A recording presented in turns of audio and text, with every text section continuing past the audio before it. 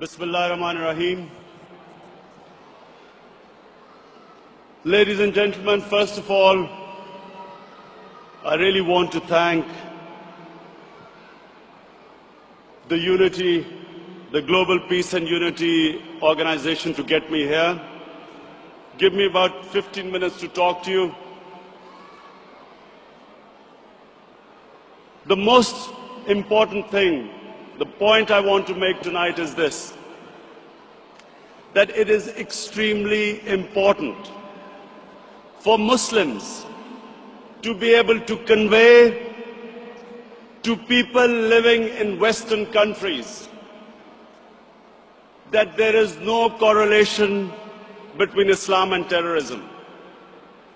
Unfortunately, through a planned campaign, Islam and terrorism have been linked, and 1.3 billion Muslims are on the back foot, on the defensive, trying to justify that Islam has nothing to do with terrorism. And what the point you need to make is this,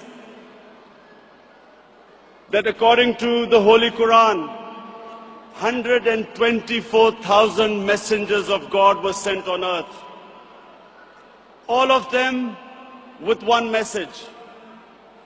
And the message was that the Almighty wanted us to be human beings rather than intelligent animals. Animals believe in might is right,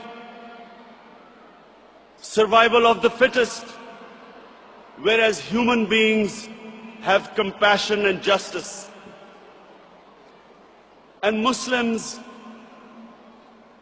were supposed to be and should be the community that should be compassionate and that should believe in justice, just like every messenger of God to every human community brought the same message.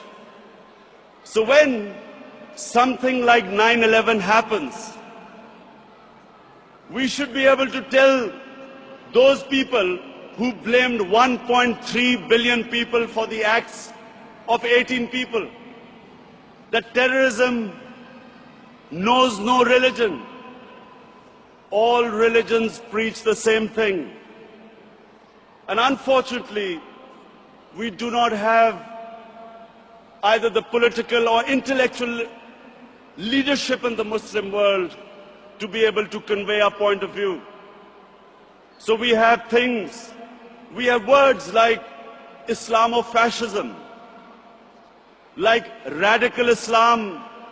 When Tony Blair and George Bush say that the enemy of Western civilization is radical Islam, how is the man in the street in the West supposed to differentiate between a moderate Muslim and a radical Muslim? And why is Islam the issue? Before 9/11, 70% of all suicide bombings was by Tamil Tigers in Sri Lanka. No one ever blamed Hinduism for what they were doing. No one ever said that tell the Hindu priests to tell them that suicide bombing is not part of Hinduism. So why were we on the defensive? How is suicide bombing anything to do with any religion? And unfortunately, because we did not have the leadership, and because sadly in the Muslim world, there were people who played along the game, called themselves moderate Muslims. We had military dictators, in order to get Western support, called themselves enlightened moderates, perpetuating this image that perhaps it's something to do with Islam or radical Islam.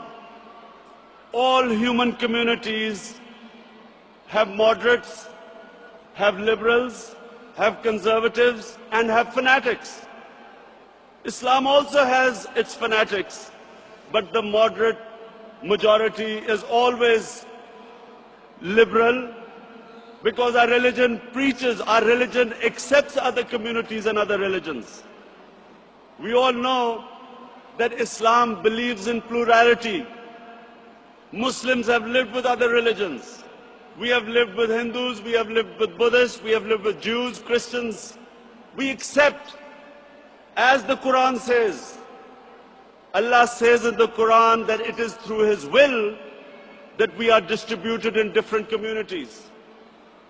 It is through Allah's will that human beings are distributed in different religions and communities. And Allah goes on to say that had He wanted, we would all become one community. And then it goes on to say, the ayat goes on to say, compete in being good human beings. So we have a religion which preaches plurality. We accept other religions. Nowhere does Allah tell us to convert everyone to one monoculture or mono-religion. And all we are asked is to be better human beings, compete in being better human beings.